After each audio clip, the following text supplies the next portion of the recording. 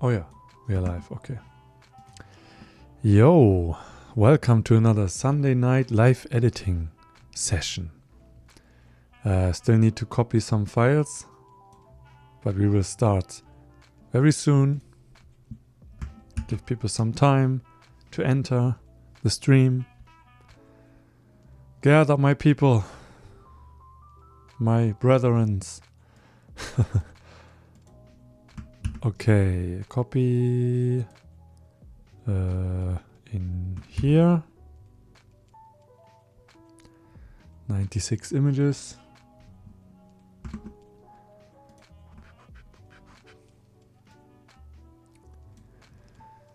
Is anyone watching this? Prime CCD is here again. Albert Eschendahl. No live video. Yeah, I will turn my camera on in a second. I just don't want to look distracted because I'm doing something here. I think I'm done. Okay. Eject my card. Okay, we can start. Good. So, we'll turn my camera on. Hello! Now you can see me. Yeah, sorry for the delay. I had to import some files. Had to get me something to drink. And also, I'm very tired. Last night, my son woke me and my wife up multiple times. I didn't get my beauty sleep. So today I'm very tired and yeah, but we still gotta do the stream and I still have to archive some photos. So today we're going to do it a little different than last time. Instead of opening up Photoshop, I'm going to show you what I usually do, what I don't do for these streams, because I think it's a little bit boring, but the process is important. And that is to use Photo Mechanic, which I have here, where I'm going to select the photos I'm going to save, and then we can also edit them later. These are photos from yesterday. I was out in the afternoon with David, with him, who might be watching. Hello, David. But only for a short time. I'm not sure if there are any interesting photos. It was a very dark winter day. Not really good light and not many great scenes. But I still have to do this because this is what I do. I take photos and I archive them, and sometimes I get cool photos, sometimes I don't. Yeah, and then if you don't know what these streams are, for everyone who's new to this, maybe might be someone who hasn't watched the previous 6 streams. I stream every Sunday, just editing photos, and you guys can watch me edit my photos, and we can talk about whatever you want to talk about, because this is what I do every Sunday anyways, and that's what this is. Yeah. Okay. Let me check the chat. Can sugarcane grow in Germany? Yes, I think so. Maybe, I think so. Oh, lots of people from the West, from the USA. For you guys, this must be early afternoon, right? Yeah, all my Asian viewers unfortunately can't see the stream live. Hello from Bayern. Oh, we have some Germans here. Yeah, okay. If you want to talk about anything, let me know in the chat. Otherwise, I will just start culling through my photos. These are all Ricoh GR photos. I had my GR3 and GR3X with me. I want it to be light, no bags. In winter, what's great is you have, jackets or coats, and you have lots of pockets on you. so you often don't need to bring a bag. In summer, when you have a shirt, then maybe sometimes you need a small bag. So I like going out without any bags, if possible. So yeah, Photo Mechanic, if you don't know this software, it is a software mostly used by photojournalists or event photographers, because it's very fast with the previews. It's good for renaming your photos, putting keywords in them, getting photos ready to send out to other people. I think you can even directly upload to it. I'm not sure. The way I use it is I'm just going to look at them all in full screen, and one by one I'm going to select mark the images I'm going to save in yellow. For example, if I want to save this, I press this button. Wait, here. I don't know. No, you can't see it because I'm blocking the thumbnails here. But here, maybe I do this so you can see it. This is how that would look like. And yeah, I'm just going to go through the images. And what you see is the JPEG preview of the RAW file. And this is much faster than Lightroom, because Lightroom takes more time to load, in my experience at least. Maybe they've gotten better. Yeah. Not quite sure what I was waiting here for. Oh yeah, I think I waited for him. This I definitely save. Yeah, in the city center in Hamburg, lots of construction work going on. It's always changing here. This is probably going to...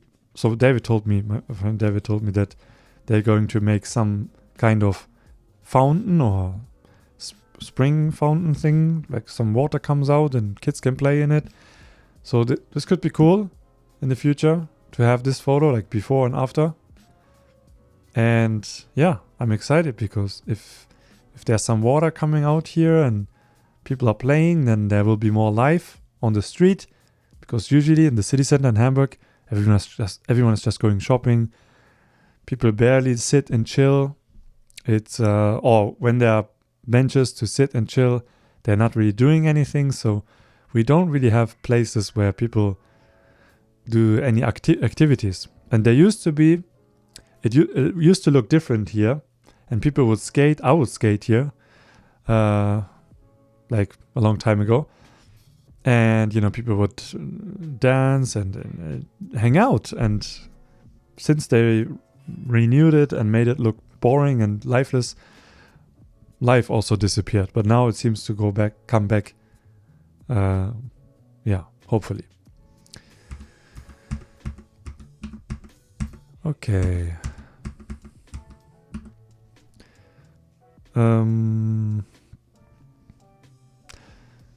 Yeah, we took a ferry and just checked out other parts alongside the Elbe River. And it was a really slow day. Just a slow Saturday. Not much going on. But then we saw these people preparing a heart, maybe for an event. Wasn't that interesting. There was also a wine fair going on, which was booked out. Otherwise, we might have...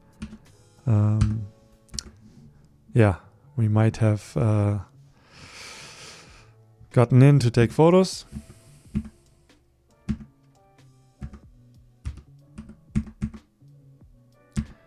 And we are at my GS3X photos. So, yeah, this could be a very fast stream. Also, this weekend we have this once a year. People with these masks come. Is kind of what what's it called in English? I don't know. In Venice they do this. In Italy, in Venice. And they kind of pretend to be in Venice. I don't know. And I always missed it, or sometimes I don't even know what's happening. And then, these guys again. And this time I was late, and they were going back somewhere. And this wasn't that interesting.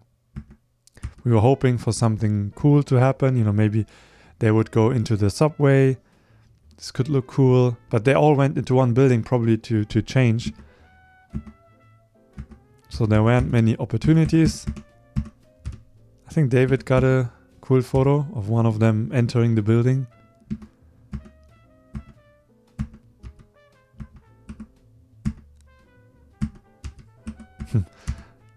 We took a coffee break here, and then I wanted to see if I can juxtapose this image here, this photo in the background from the bus with the bench. So I used David as my test subject, tried it out, and then it wasn't easy. And there were also some people sitting, and then I thought, hey David, can you do this? Because maybe I can see if I could do something funny with this, but yeah.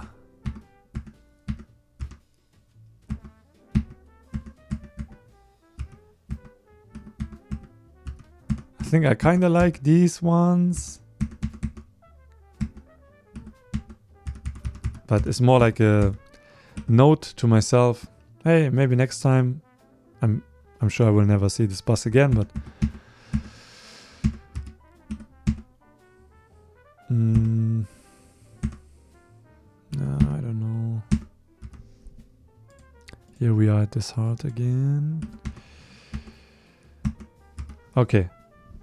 To stop bore you with my stories, let me check the chat and see what I have missed. Hello from Altona. Oh, we have someone in Hamburg again. Don't you not use Photo Mechanic Plus? Oh no, I don't. Yeah, there's a regular version. I have Photo Mechanic 6, and then there's a Plus version. And the Plus version is, I think, it only adds some. Oh yeah, it has I think it has a library feature, right? So yeah, I don't know. I thought maybe I buy this version first and then just use it to cull through my images, because I do my archiving just with folders. Yeah, but Photo Mechanic Plus, maybe in the future I will check it out.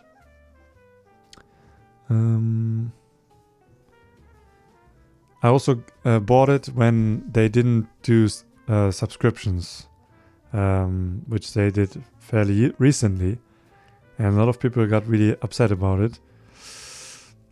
Unfortunately, people who bought the non-subscription version, so the standalone software, the one-time, you pay one time and then you have the software. I think people who bought it were able to use it, continue using it, like me. But I think if I want to upgrade, I have to pay a monthly or yearly subscription, which sucks, but this works for me right now.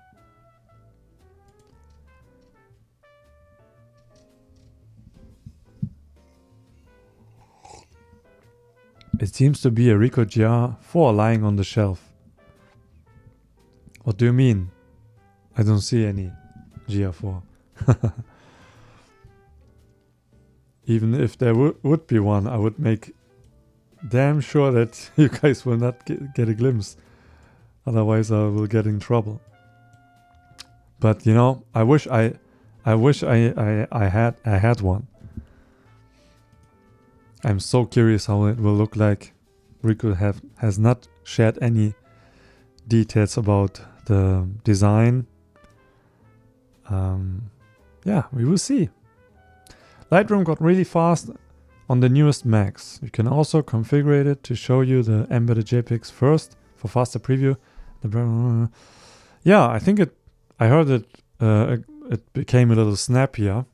I just don't use the whole library and collection features on Lightroom, and it always felt like too much for what I use it for. And Photoshop works just better for me, or Photo Mechanic. Even though I have to use two softwares, I like to keep it as simple as possible.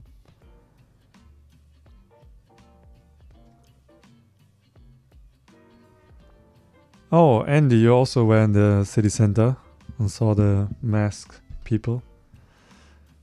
Yeah, there were many photographers. Unfortunately, my wife had a longer shift yesterday, so I was only able to be in the city around 2:30 p.m.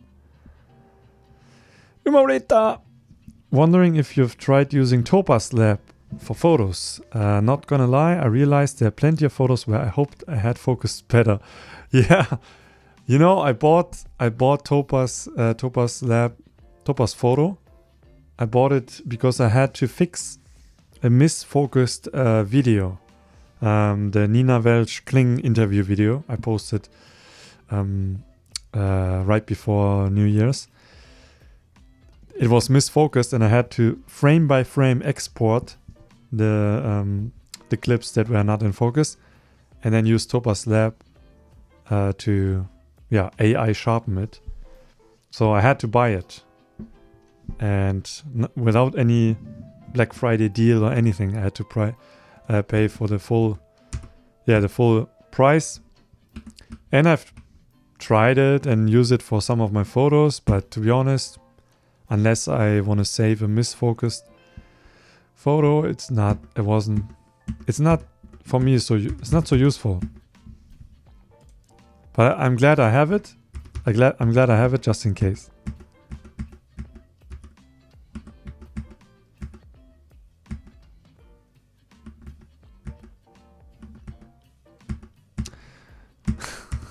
This is so random. We were going to places we usually never go to because we just know there isn't anything going on, but we were like, hey, why not? And yeah, we decided next time whenever the weather is good, we will go to a new district or try to have a plan. Because I don't really go out randomly just to take street photos. I need to have a clear idea where to go, what I want to get. But on this day, I knew I only had 2 or 3 hours. Just wanted to have some fun and do it, be casual.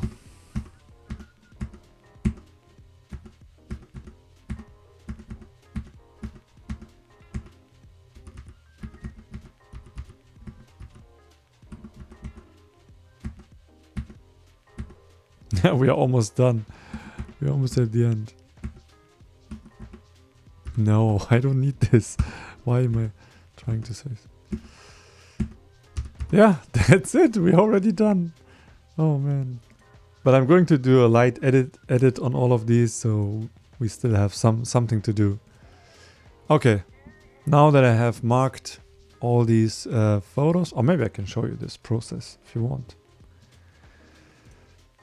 So I'm going to make some space.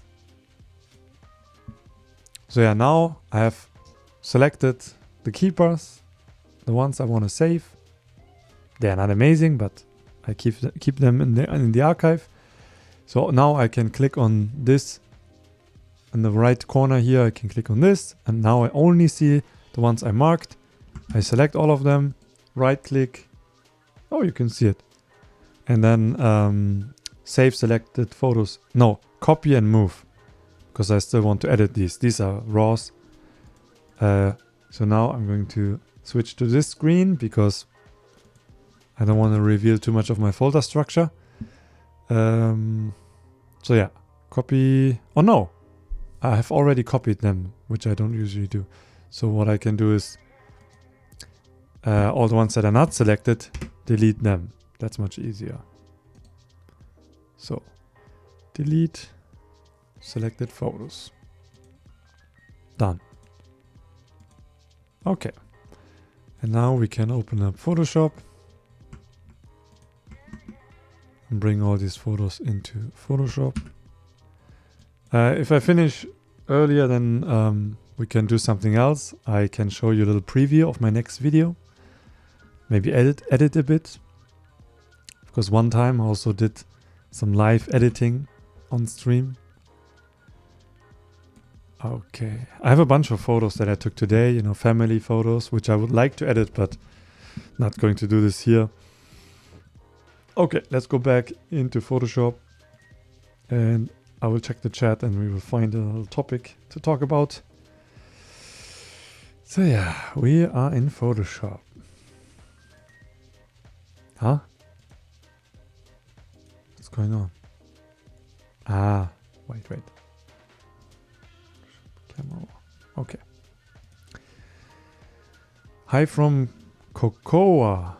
Oh, Cocoa sounds unfamiliar. FL. What is FL? Florida? Where's Cocoa? Yeah, but cool. Welcome to the stream.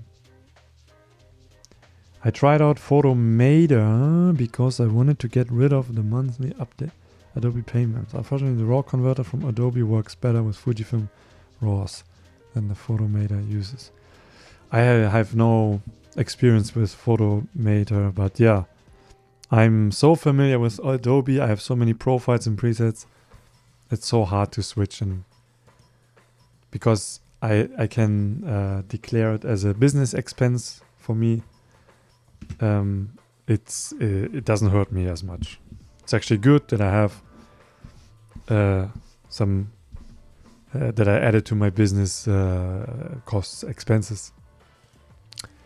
Jo, Grüße an den Unpost Podcast. A podcast from Nürnberg, Germany. Okay, yeah, the usual process. Apply a profile, which in this case is always my Cobalt image Ricoh diapositive film profile, but maybe 50%, because I only want a little bit of the color palette. And then I go into usually apply a lens profile. What else? Do a little bit of mid-tone boost to make it look less digital, just looks more pleasing, in my opinion. Lift up the midtones again here, which brings up also the other tones a bit. A little bit of highlight, recovery, and shadow to have more dynamic range. A little bit of contrast, tiny bit of dehaze. This is not for every photo, but... And then apply it. Oh, we have so few images. It's really not much. Yeah, they are mostly, snapshots from Hamburg. Like weird little things that I'm collecting without knowing why. What they're good for. So yeah, I don't need to do much here. Don't need to do super much here. Okay. I also don't need two of these, so delete this one here. This one maybe like this.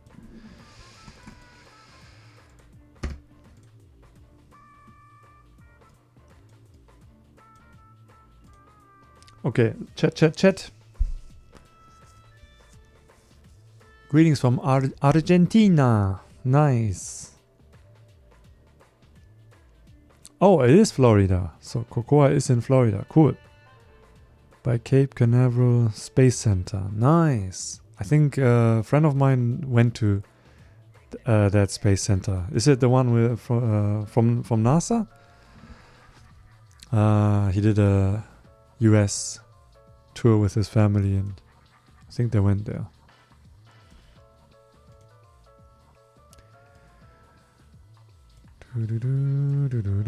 So yeah, this stage in my editing process I call developing. Similar to developing film, you just correct the images. It's not a final edit. It's just to have a good preview when later I want to search for images. They're already almost edited.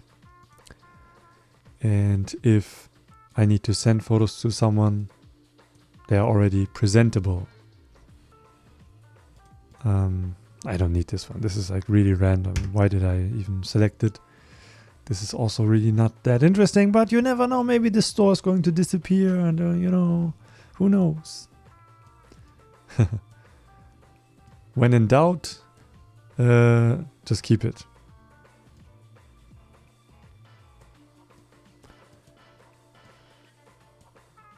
I don't know how long you guys have been photographing, but if I look back from images that are more than 10 years old. Even a boring photo can be interesting suddenly. Like you remember, like, oh, this store is not there anymore, or oh yeah, they used to use these tour buses. No, they don't do it anymore, or I don't know. You just notice little changes.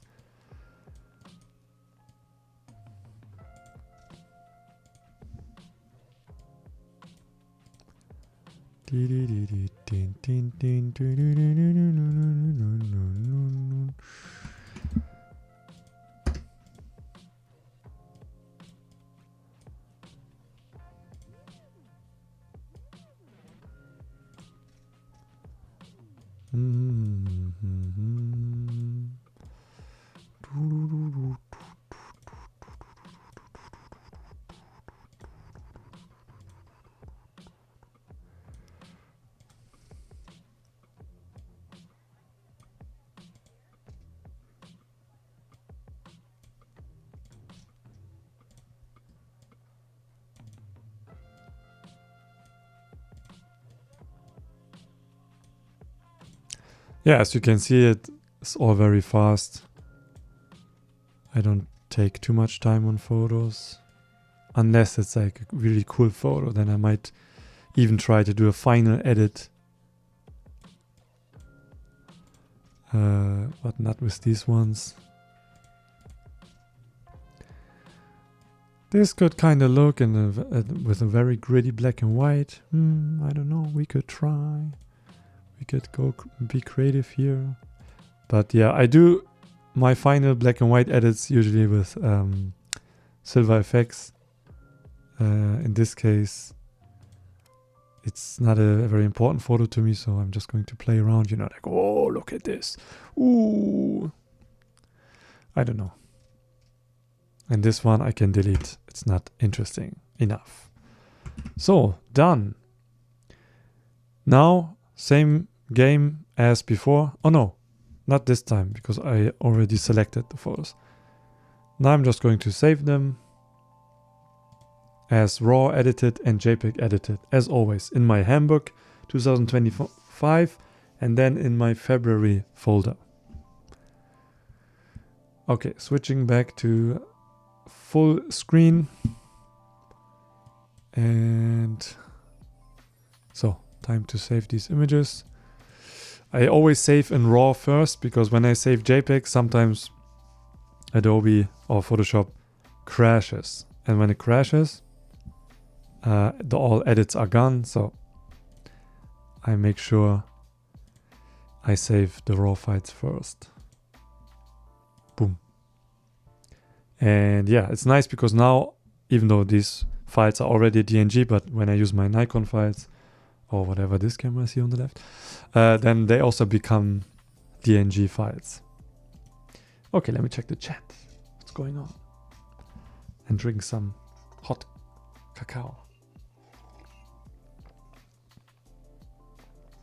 Kennedy Space Center, okay. Yeah, street photography is like a fine wine. Gets better with age. I agree. You can be, well, this is not nice of me to say this, but I can show you a good example.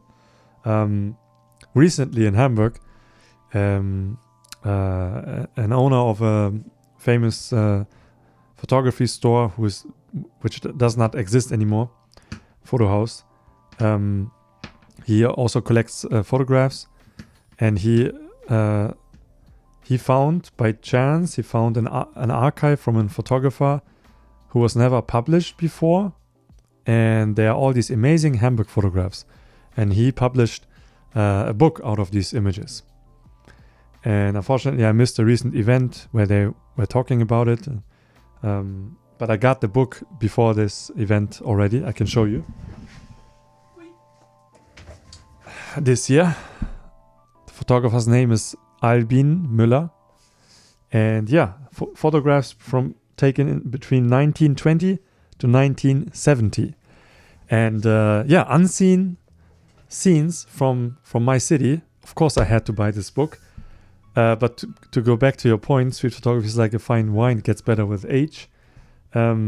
there are some images, that are very lovely and great composition, but there are also images that are more like snapshots or, more like a cityscape photo. But now, because the city looks different, it's super interesting. So yeah, maybe I can show you some cool. And he took a lot of photos after the Second World War, because Hamburg was pretty much destroyed, and you have all these images from Hamburg being in ashes, basically. People rebuilding the city,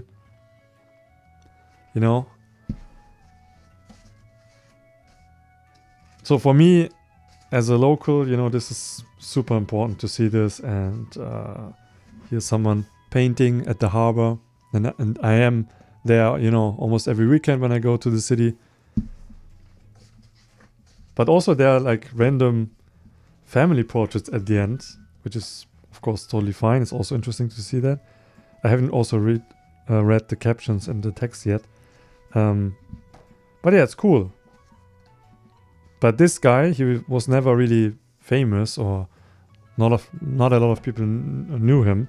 Or I don't know if he was known at all, but he had this huge archive, and now he was able to get a book published, and he doesn't know because he's not alive anymore. So yeah, that's why I take so many photos of things that aren't even that interesting to anyone. They also got some very cool candid moments of workers at the harbor. So yeah, that's really cool. Or for example, here's a good example. This is on top of the it's called the Michel Church, Saint Michel Church, and I also went there up there a long time ago, not so often anymore, because here you can see people looking down from the top, but now we have what's it called? A net? Yeah, not a fence, but a net, which looks ugly, right? Because you don't really see. You always see this net texture. It's very annoying. But for safety reasons, they did that. Okay, I saved my RAW files. Now let's save the JPEGs. Oh, my eyes. I'm so tired. JPEG, quality 12.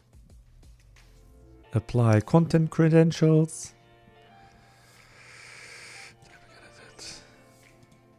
Okay.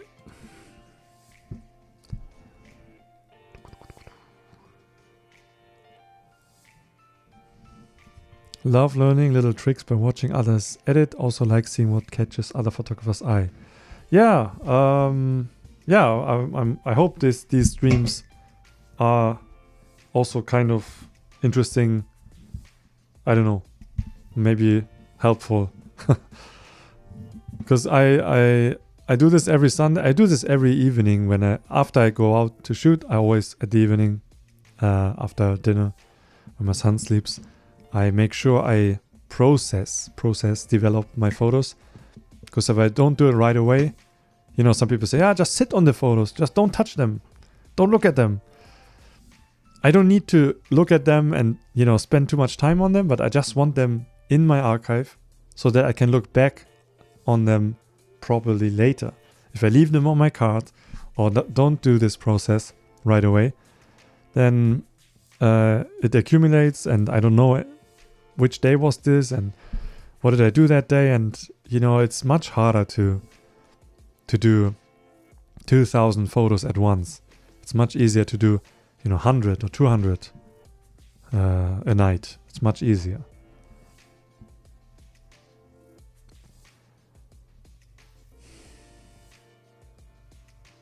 Ralph Cedric, your question was answered a while ago, but I prefer using Camera Raw over Lightroom because of the simplicity. I'm also forced to finish when I use Camera Raw. In Lightroom, I can always leave, go back, and I don't like using a catalog system. I'm too paranoid. I want to see each folder and make sure it looks right. Okay, I think your eyes are seeing too much here. Gotta hide this thing here. My YouTube members and patrons are in the know. They always get a heads up of things that are coming. But in short, the boogeyman, the guy in the black coat knocked on my door. The Swedish guy with the black coat knocked on my door. And yeah, I caved. Yeah, there's going to be some content or one video that I'm going to do, but don't expect a half-assed video and like, oh, this is the camera, this is the specs, oh, let's try it. Oh, I think it's a cool camera. No, it's going to be a road trip with a friend who is the owner of these cameras anyways, and he's always like, come on, let me borrow one, you know. He wants me to try it, and I was like, no, I can't afford it. I will never use it. I don't think it's useful for my photography. Now, because of the guy with the black coat from Sweden, my friend can show me how to use it, and this is the concept of the video. I'm also going to collaborate with Whitewall to make huge prints to show you this is what this is for, and not for what I do usually. Okay, I talk too much. This is stuff for the future. Am I done? Yeah, I saved. I can close Photoshop now.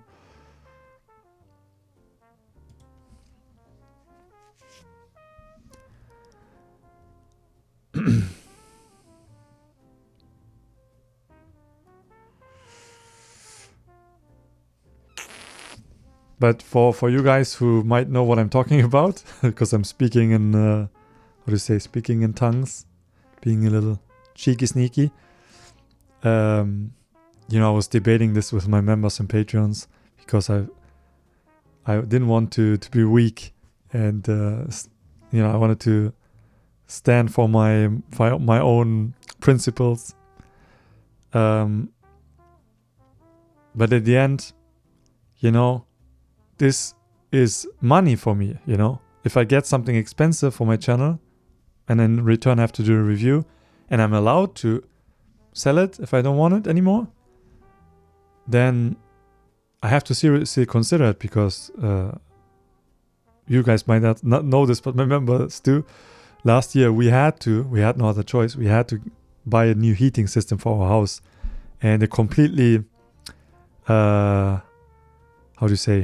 drained our bank accounts.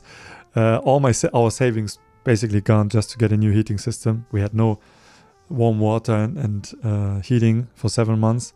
Right before the winter, we got a new heater, which had to be this heat pump, because no other way. It was the cheapest option because the government funded these projects.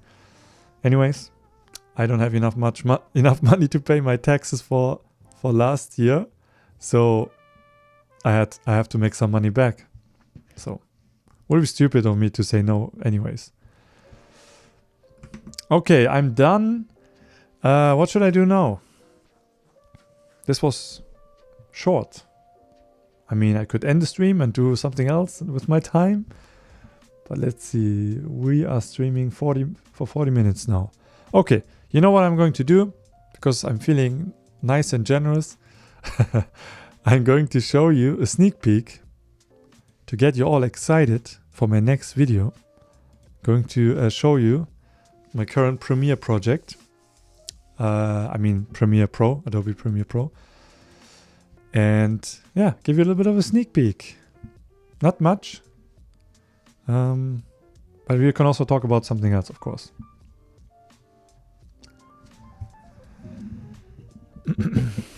Oh, JD Strobis, thanks for your comment. Yeah, it's very, is a very, how do you say? We feel relieved we got the heating sorted. It's kind of stressful not having warm water in the house. You know, no wash machine, no dishwasher. I mean, dishwasher worked, but no wash machine. Showering with using, how do you say, cooking water first, putting it in a pot, then mixing it with cold water, and then dipping it over your head.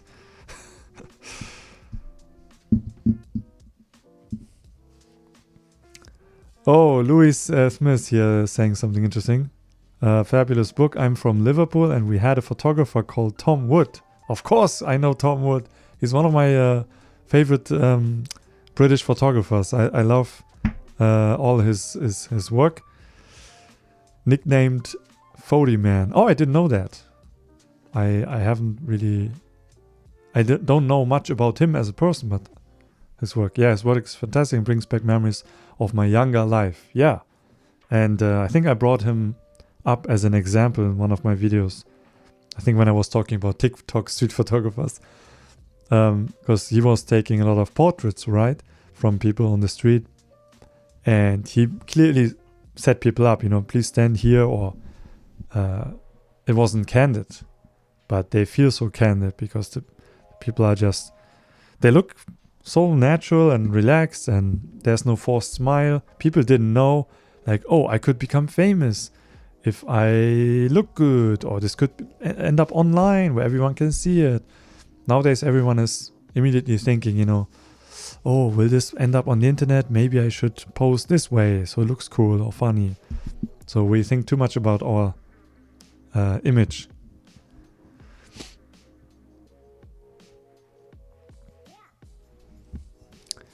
Okay, some interesting questions here.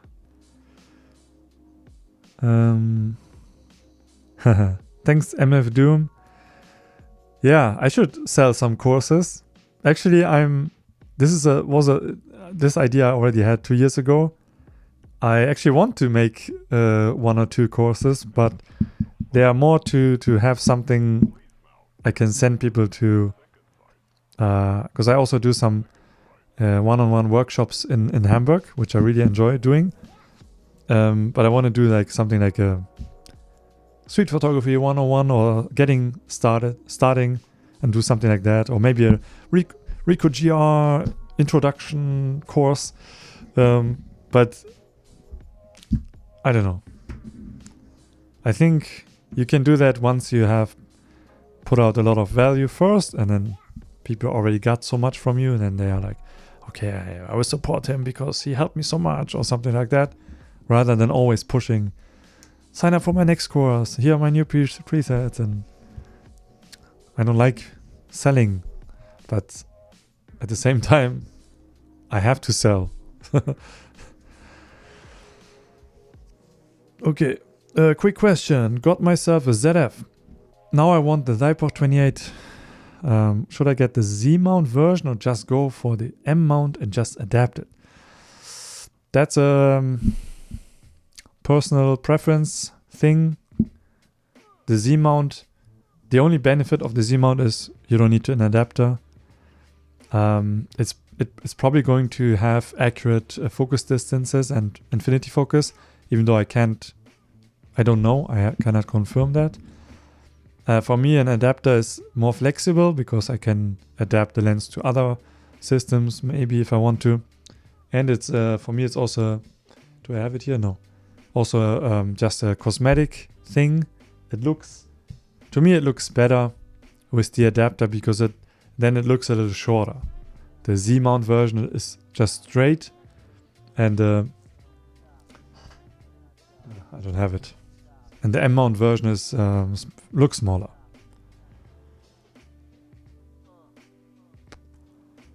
May you recommend 3 books, albums which impressed you most in last year? I actually bought, for my standards, I bought a lot of books last year. I could show you and think about it. Yeah, of course. One book is also connected to my next video, which could be a good segue into giving you a little preview. Okay. Oh, more interesting questions. Okay. Yeah. Let me check my books and I will show you 3 books from last year that impressed me or left an impression or whatever.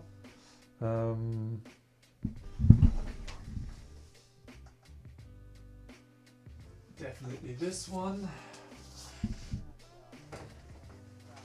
Of course, this one. We will do this at the end.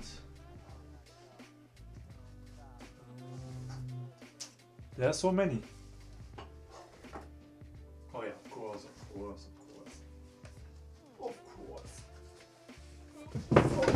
Oh no!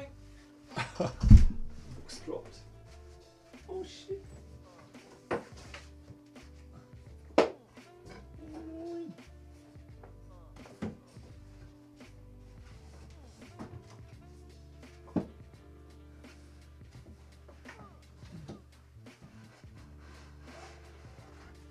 Fuck. Oh no. Oh no. My books fell behind my shelf and I have all this dust here on now. Oh no, this is also a really nice book that I got recently. Oh shit. I have to clean this. Oh no. I think that's it. Yeah, so only 3. It's hard to pick 3, but I have to start. I don't know if I did get this last year. I think this came out last year. Black and white, you almost don't see it. Trent Park, Monument. Amazing book, amazing experience. Oh, where's the card that was inside? Ah, here. Comes with a metal card, which you can put in here. It's an experience, this book. And it's I think it's sold out. It was sold out after 6 hours. But it's a lot of images from Sydney, and it's a thematic book, so it has a very strong theme, and it gives an interesting view on the city, and yeah, you just have to experience it for yourself, because it starts off like this. And I think the inspiration for the cover, which I don't know if you can see this, comes from the golden disc that NASA put out. I forgot the name of this of the disc, but at one point a disc was sent out into space, with images and music from Earth, with instructions of how to access them and read them. So in case another civilization might find it and learns about our planet, and this is kind of the inspiration for this, and it really feels outer worldly, and you slowly zoom in, and then suddenly these stars are lights from cars, and then you go closer and you see street lamps, and there's a flash, and then there's some. This is so cool, like I'm hearing sounds when I see this. When I look through this book, oh thanks Andy, yeah, Voyager Golden Record. So when I was flipping through it the first time, I was making noises, like I'm a stupid person, I don't know, concept of time, and it's like I made noises like whoa, and like look at this. It's such a crazy book. And I mean, Sydney, or Australia in general, is known for amazing light. And I'm not so sure, I should probably be more informed, but I'm not so sure if this is old work that he reused or if this is more recent work, but I think it's older work. But look at, that's crazy black and white photographs. Like this, you don't really go out and take photos like this. How do you do this? Trent Park is just not... He's just... They're like amazing inspiration photographers, and the next category is Trent Park. Okay. Next one, more easy to digest. Sage. So here, found out about this book through Frame Lines, actually. Shout out to Josh Edgoose. Oh, I'm having a blackout in my head. Huh? Josh and Shane. Yeah. Yeah, they introduced me to this book. And they... Oh, what the fuck? Wait.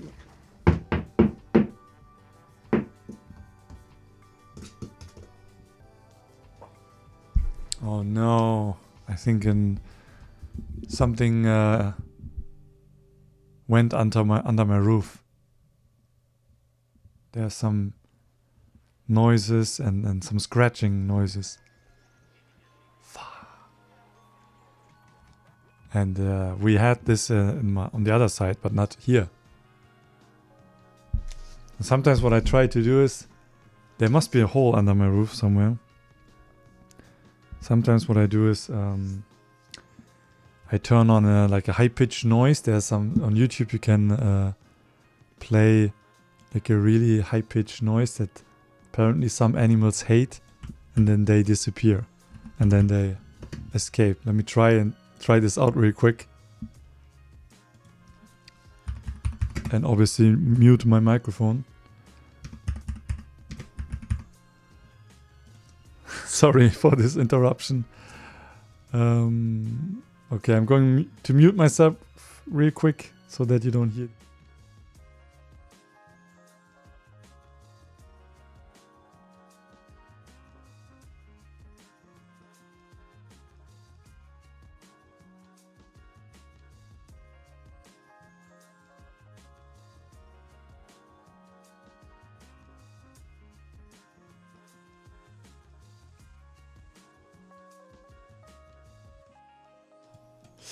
Okay, it doesn't work. It does not work with every animal. Damn it. I have to find out where this hole is in my roof. One time we had a huge wasp nest. I swear it's something big because it's very heavy sounding.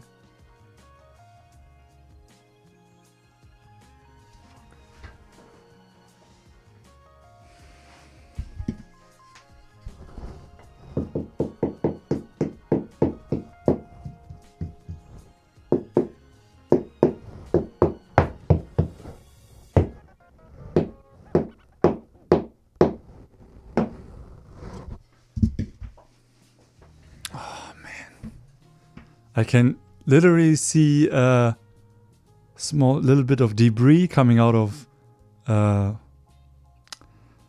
my wall. Oh man. No, I thought my room is safe. My wife's room on the other side, she sometimes gets something under the roof. Okay, yeah. Well, I don't want to spend much time on it, but what I want to say, what I wanted to say is, we once had a huge wasp nest. Like wasps would come under our roof in the summer or spring, then they would start to build a nest between, you know, the wall and the roof. And we did not know this, and suddenly it was really loud. You hear all these buzzing sounds, like we're like, what's going on? And yeah, we had to call someone, and then they checked and they told us, yeah, you have like this huge wasp nest under your roof, and they could not go into it. They had to poison them, which is allowed if they can't access it. So yeah, and that killed off all wasps. So I don't know, maybe, yeah, raccoon maybe. But I don't know where this hole is. Oh. Samuel Wildlife, yeah. Man, it's wild here. In the wild. Okay, let me try to continue where I left off. So yeah, Sage, so here, this book is called Passing Time. Found out through the Framelines channel. Later, Matt Day also talked about it. I had to immediately buy it because I love the idea. You know, it's all about it's all these photos of people passing time, hanging out. And she said in an interview that, you know, we don't really do this anymore because we are online, we are busy, we are on our phones. So I think this book came about during COVID, when she noticed that she had all these images from basically like American suburban life, and then she found this theme, and then she made a book out of it. You know, people dancing, people smoking, people drinking, lots of kids, people lifting weights, and yeah, it's cool. And it's nicely printed. I like how, you know, it's uncoated paper. It's huge, as you can see. So yeah, this was cool. Cool to discover that. And then the next one, which is going to be my segue to my video, my next video. If my computer can handle. Yeah, okay. So the next one, which wait, did I get it last year? Yeah, last year in January or February, this guy here, Nikita Teryoshin, released this book, which is called Nothing Personal: The Back Office of War, which is a project that took him over 10 years at least. And he went to a lot of arms fairs and took photos at a lot of different arm fairs around the world. And if you don't know him, he's also a member of the Burn My Eye collective, street photography collective. He started out, he also studied photography, but he started out with street photography using Ricoh GR and using flash on that camera. I don't know exactly if this was his main camera, but he used it a lot. And I found out about him because he was he appeared at in one of Digital Ref's videos. And maybe you remember it, maybe you don't, but he was known after that as the Bush guy. And I wanna, oh yeah, okay, cool. It's already sharing premiere. So this is him. And he had a book launch event in Hamburg, and I thought, hey, I have to do something, hear all these stories. And we did a little tour through his exhibition, talked about his, but we also talked about this. This is the video from over 8 years ago. Fortunately, it's still available on YouTube. It was so hard to find it. But yeah, Kai and Locke from Digital Ref, they had to hide behind the bush, and then Nikita would take a photo of them. And that was part of a Photokina video. Oh no, it was a part of a review video that they were doing. And yeah, everyone was like, who's this weird German photographer? And I went to his Instagram, and then he was actually doing some cool work. This is the photo he took from them. And that's how I first discovered him. And he always goes to these very interesting or weird fairs, and is known for his harsh flash. And I'm pretty sure he kind of started a little bit of a trend, because I'm seeing more and more photojournalists, especially in Germany as well, who probably know his work, kind of copying his style, because it's not clean and polished like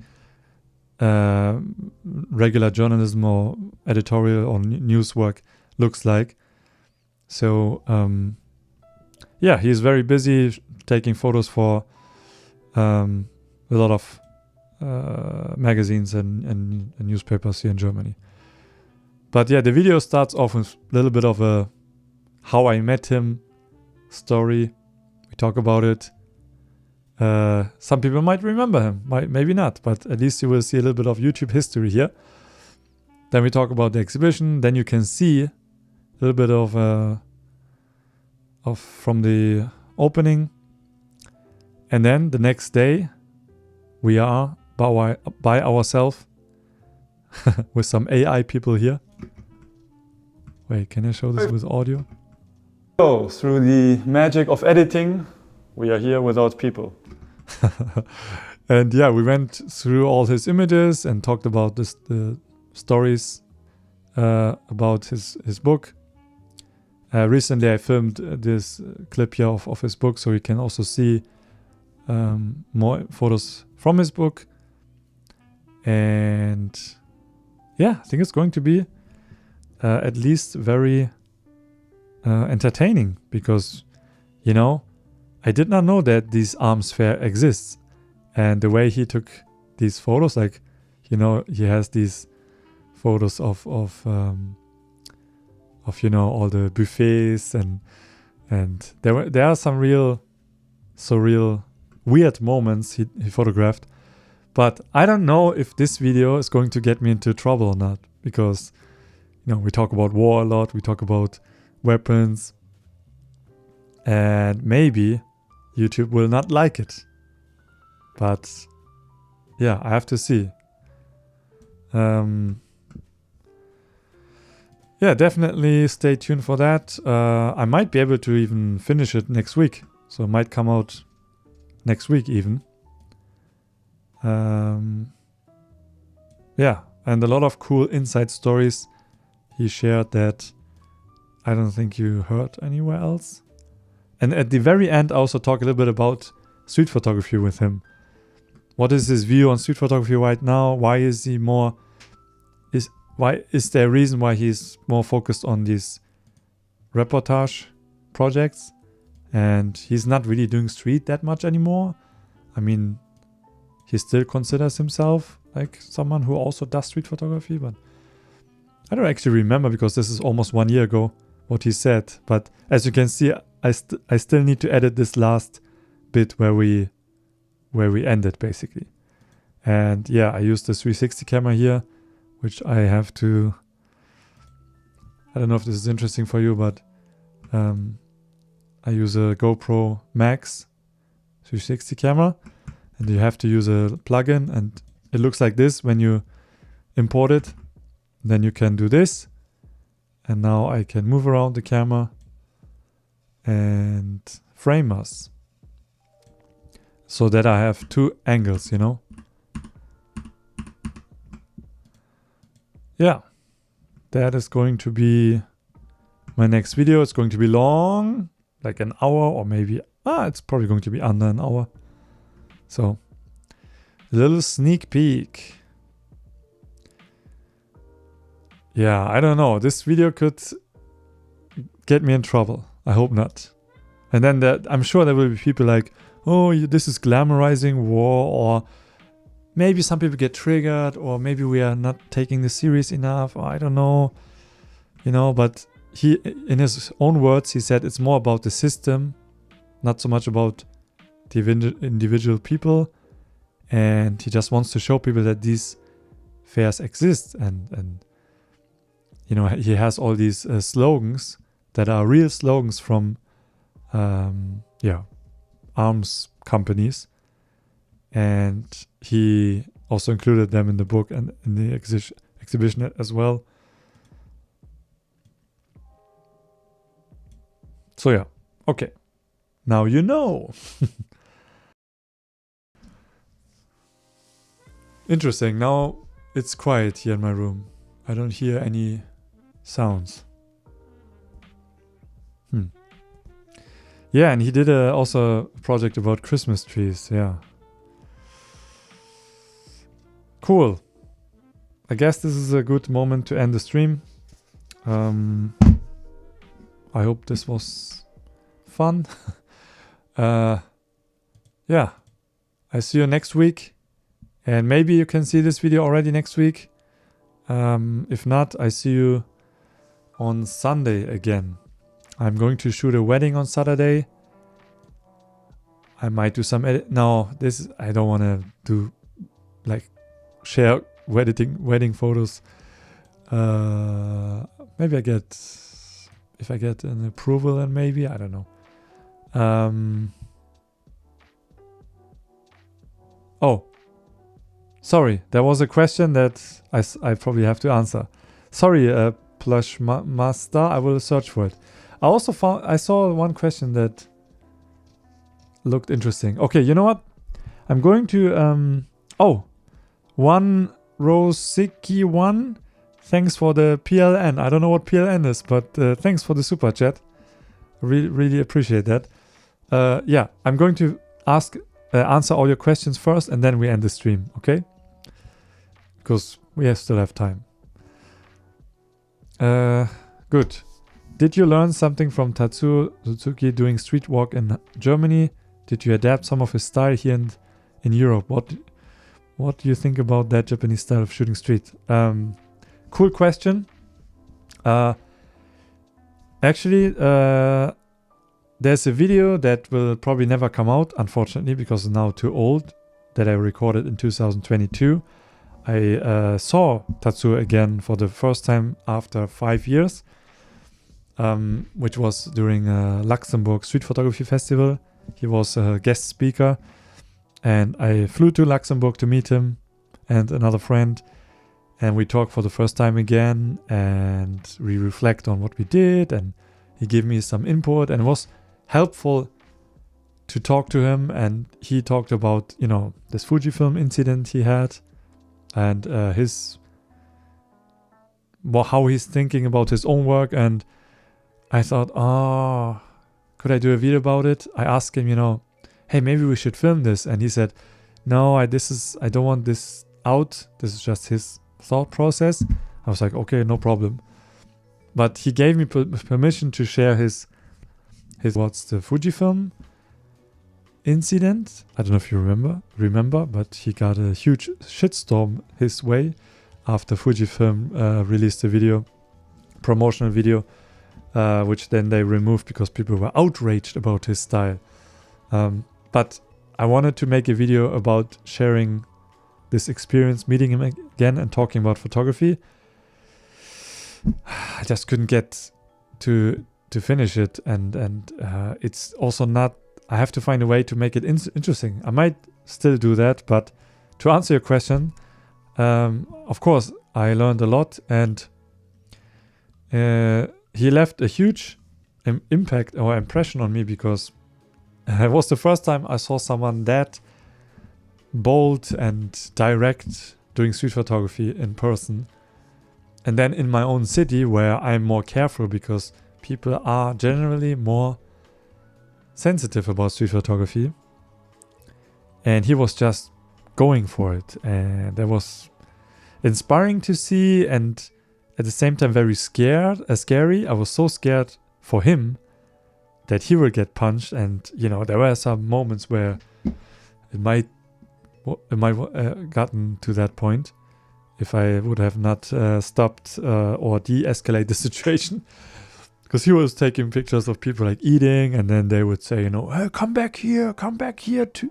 right now, and he just says, sorry, I'm tourist, and I just said sorry to them. I said, he's just a tourist, and we are sorry. I did not copy that or also became more bold on the street because of him, but I became more relaxed, and because I knew even if I would be as aggressive as him, it would not be as bad as I thought. And then his way of taking photos, like taking a bunch of photos and then finding the best within these photos, I always thought, hey, you have to get this one decisive moment. If you don't get it in 1 or 2 shots, then are you even a good photographer? But he was like, and now I'm also doing it kind of. Not really with my Ricos, because it's not really possible to do it. But with my other cameras, I tend to shoot like 4 or 5 photos maybe of one scene. Because sometimes it's just impossible to get it right the first time. And if you have someone, closing their eyes, then the photo's ruined in my eyes. Pun intended? No, pun unintended. And yeah, in terms of his style, like his visual style, I already was influenced by Daido Moriyama, when I started street photography. So for me, his work seemed very similar. So I didn't really took over some of his visual style. But he told me that he was using silver effects. So at least he got me into looking into silver effects, and then I started trying out some editing techniques you can only do in silver effects. So that also helped a little bit. And in terms of his philosophy about photography, that was maybe more impactful than his work itself. But when I first met him in Hamburg, we didn't really talk about photography really deeply. But when I met him again 6 years later in Luxembourg, then he told me, for example, that he is not doing the kind of street photography he's known for now, because he's not interested in it anymore. He already published the book. It's called Friction. He was looking for this, friction moment. And he got it, and it's for him, it's easy to do it, but he doesn't need it anymore. He's not looking for it. Now he's more interested in incorporating his ordinary daily life, like his dog, or maybe, he would take photos on his walk out with the dog during COVID, during the pandemic. And he found also beauty in just taking photos of leaves on the ground. I'm sure you know the photos I'm talking about. And then he always did these portrait shoots as well, right? And now he's trying to mix it, and he sees all of his work as his one document. He calls it document, which basically means like what he leaves behind is what he is. And he says, of course I'm doing street photography, but I also take photos of my dog, I take photos of these models, and he wants people to know that it's all him. It's not only this or this. And that was a similar kind of transformation or realization I had during COVID, because I couldn't really do like candid street, because there was still something to photograph, but it became more like a diary about COVID and my moving out of the city. And then I was more interested in documentary projects on the countryside and stuff like that, and street photography was not in the center anymore. So we both had this realization that it's okay to blend in a little bit of documentary photography, portrait. It can still be part of your photography. And so okay, let's move on to the next question, or we will never end the stream. Get the F-mount Zeiss Dissagon. This is probably a reply to the Zeipoch question. Hello from Darmstadt. I've been late to the party. What's the issue with warm water? Well, I had no warm water last year for 7 months because our heating system, oil heater, was broken. That's the story. And I lost all my savings for a new heater.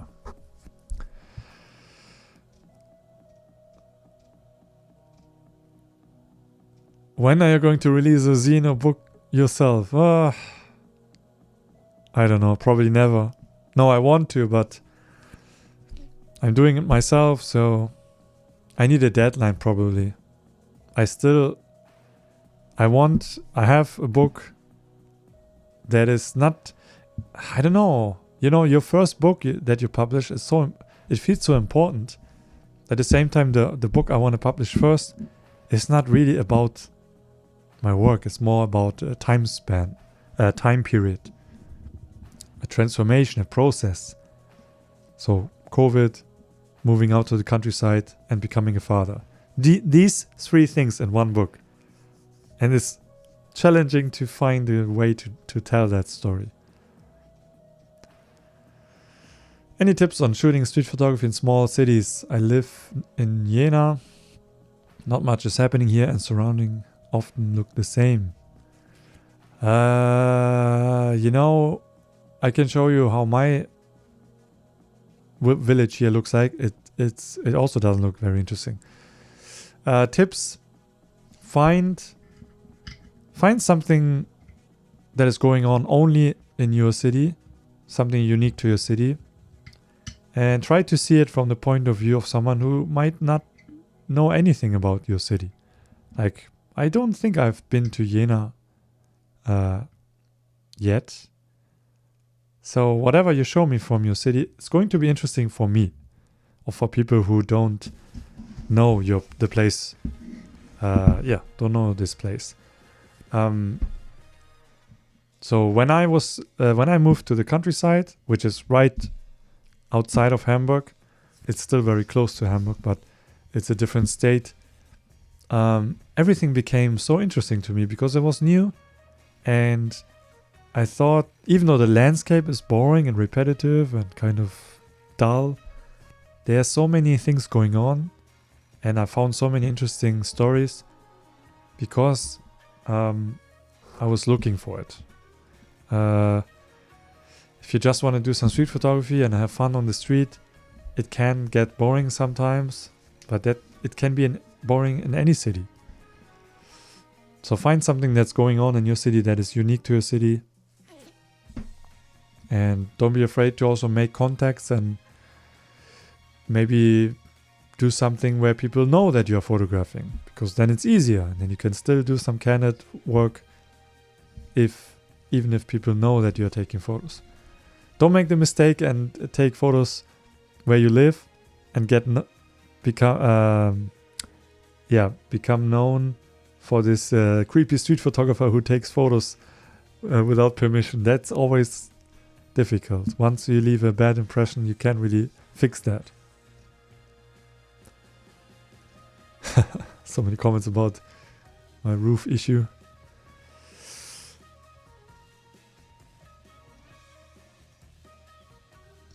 Huh? Okay.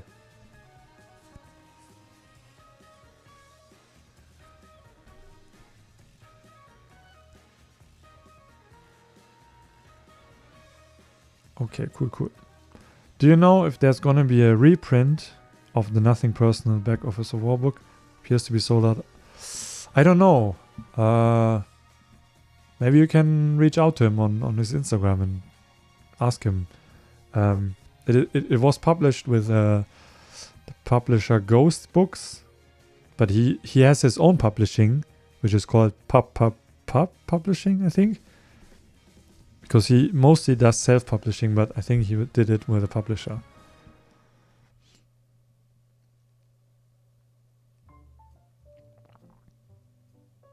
If you're living south of Hamburg now, I found the Apfelblütenfest in York quite interesting. It's sometime in spring. Yeah, good point. I also wanted to go to the Apfel, so this apple fest. We have multiple festivities or things going on around that time in spring. You just have to also check your local newspaper. You know, where I live, we get a newspaper that's only for our area here. And you see all the upcoming events, and you find out about... also online, you can see the local newspapers of other areas around you that are maybe not super close, but you can read... Sometimes you can read these newspaper editions also online. For example, I found out about this... what's it? I think it was some kind of cucumber or some vegetable that is like apparently huge in one particular place.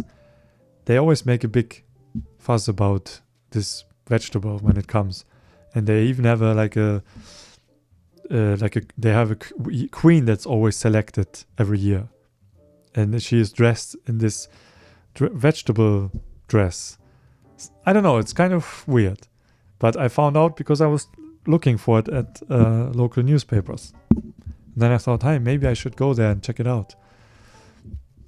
So there are so many cool things or interesting things going on. And this Apple Fest, I went to one just privately by myself with my family, but it was cool to see. They were pressing, they were making apple juice the old school way. By turning this wheel. There were two kids going in a circle with a wooden wheel that pressed down the apples, and then you were able to drink or buy this apple juice. So, and everyone was drinking, apple wine and apple juice and apple cakes and whatever you can get with apple, whatever you can do with apples.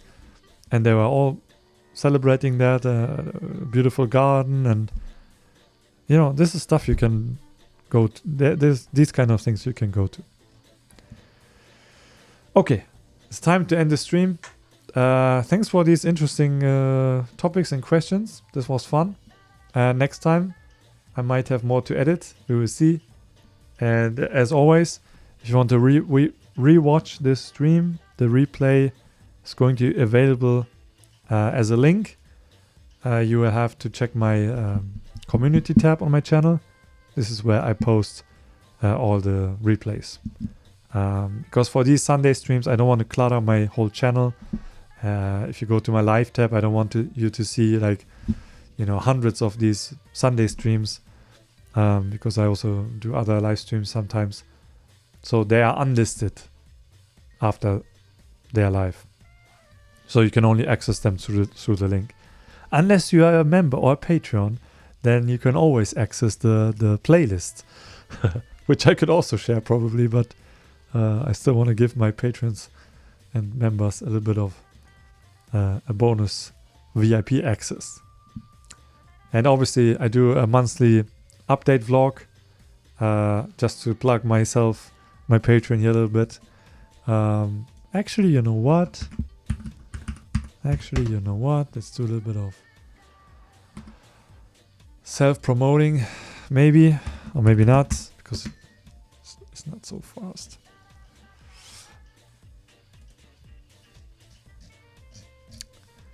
Can I share my screen? Yeah, here's my Patreon. Here are my last posts.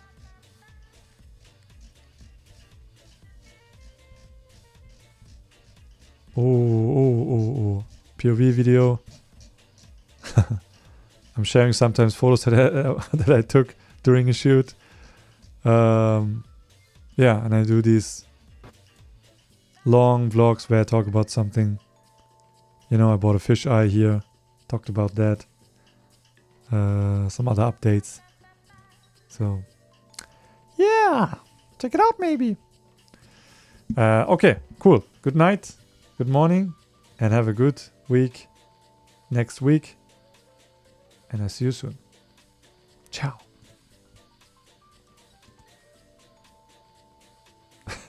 Okay. End the broadcast.